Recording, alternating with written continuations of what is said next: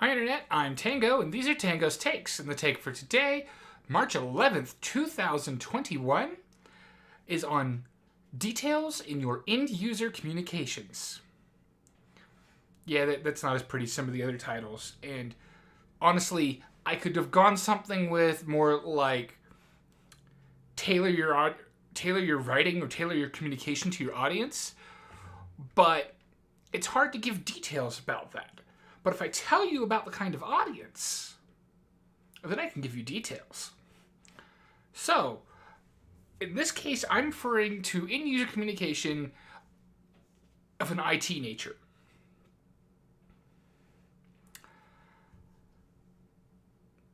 But also this works in theme parks, where I used to work.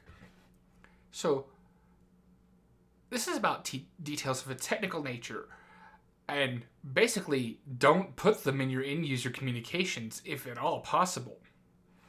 Sure, if you're sending out a communication that says, hey, we're updating the system, it's going to be unavailable for this long, when it's done, the new URL is going to be blank, and oh, you need to clear your cache, by all means, include the technical directions of how to clear the browser cache in any appropriate browser, or at least provide links to them.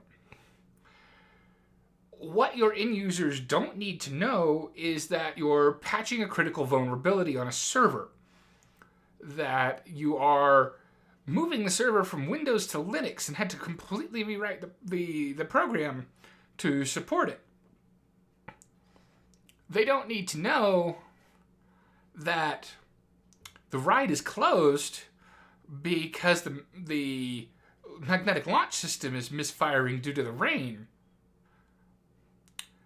One of the things we came up with as a training example for guest relations when I worked in the theme park was a consistent statement lacking in details.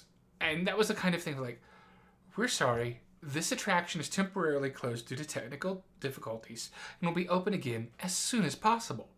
You could even say mechanical difficulties. It didn't particularly matter. But what we emphasized in training was, it does not matter that it is currently on fire behind you and in more pieces than it should be. We're sorry, we're currently experiencing technical difficulties and will be open again as soon as possible. The biggest reason you block people out is a much better choice on the details, is because they can't exaggerate them, intentionally or not, if they don't have them.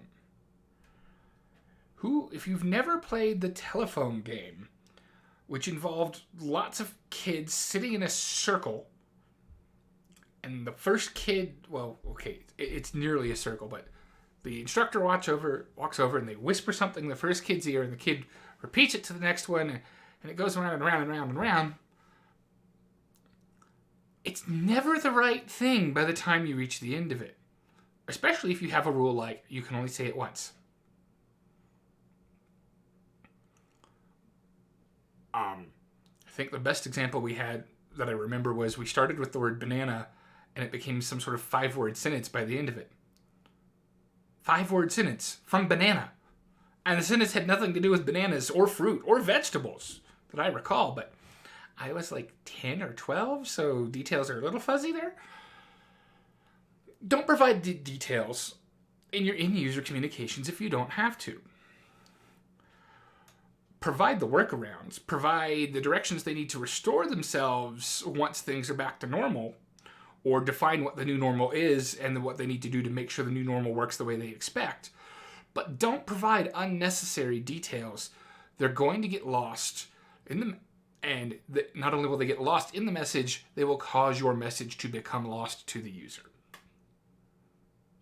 Stay safe and healthy out there, and I'll catch you tomorrow with the promised take related to the acronym ASMR.